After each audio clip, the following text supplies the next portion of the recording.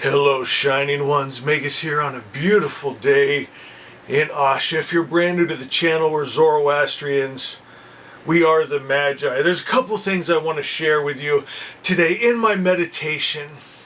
I got this, the best I can describe it is picture like darkness and then just a spark. Just a flash of fire, but everything in that flash, in that spark, was everything. It was bliss. It was pure love. It was pure clarity and understanding. And it was just a flash. And I wanted to focus on it and hold it. My friends, and I wrote this out this morning. It says, Asha, a spark of knowing, a flash of all there is. I must own it. I must have it. Look upon it and never let it out of my sight. Scared to blink. As I look upon your perfection, there is no good and evil.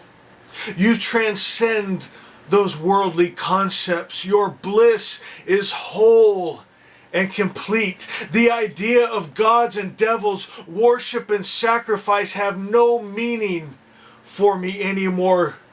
You soar high above them. Then our two voices spoke as one.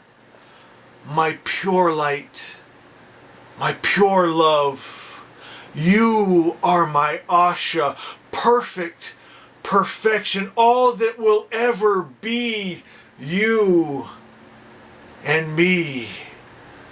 My God, beautiful Asha. Perfect perfection, bliss, in truth, reality, what was, is, and for shall ever be, the perfect creator's perfect idea, Asha. I want to share something with you that I found. I was out hiking, and I found this raven skull.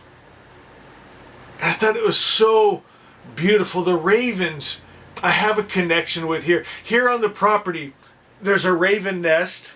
And there's also a bald eagle nest. And when the storms come, I love watching the way they react differently. The eagles, you'll see them heading up and they start circling. And they go up above the dark, stormy clouds and rain where it's a sunny, beautiful, bright day up there. My friends, and I understand and I relate with that. Sometimes when the world seems so dark and turbulent and chaos, I can go into that meditation, in that place of peace and bliss where none of that touches me. But then there's the ravens, and oh, do I love them. They take a totally different approach to the storms. They go out there and they play in it. My friends, they let the wind just move them and they dive and they circle and they just have the time of their lives. You know, and I shared this with you just a few days ago. I was out on a hike and I heard what sounded like a jet. I couldn't make out the sound. I knew it was fast and it was ripping the air. And it was a raven and he was just diving, arms tucked and just swooped right over my head, and the sound was ridiculous, my friends. And then he just banked so fast I thought it'd rip his wings off. And I thought, my God, these guys, they know how to have fun, to just observe what's going on, you know. And they're so different than the eagles. Like the eagles, they have that beautiful song. It's like a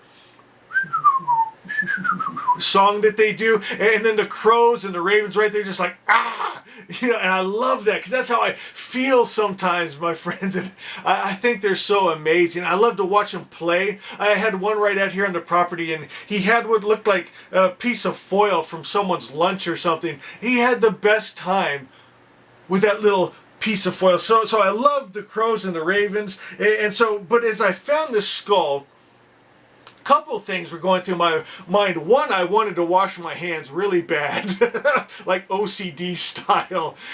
But secondly, as I was looking at it, and I was looking at the bone in the eye holes and the nose holes and where the brain was, and I started touching my own face and feeling where my eye socket is in the bones in my skull. And it got me thinking about when I leave this form in this body and I return to spirit, what do I want to leave here in time space? What energy, what frequency, what memory do I want people to have of me? And just as I was thinking of the ravens and their play in the storms and just their fun, what will people remember about Magus? What do I leave behind? What do my wonderful friends think of me? What do my family think of me? What are the people I encounter? What am I leaving behind? My friends, I think we should all think like that. What's important to us? Who do we want to be?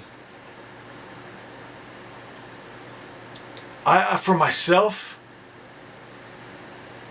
I want people to think of Asha. When they think of Magus, I want them to think of Asha. Asha incarnate. I want them to remember being loved. When they saw me, they were loved.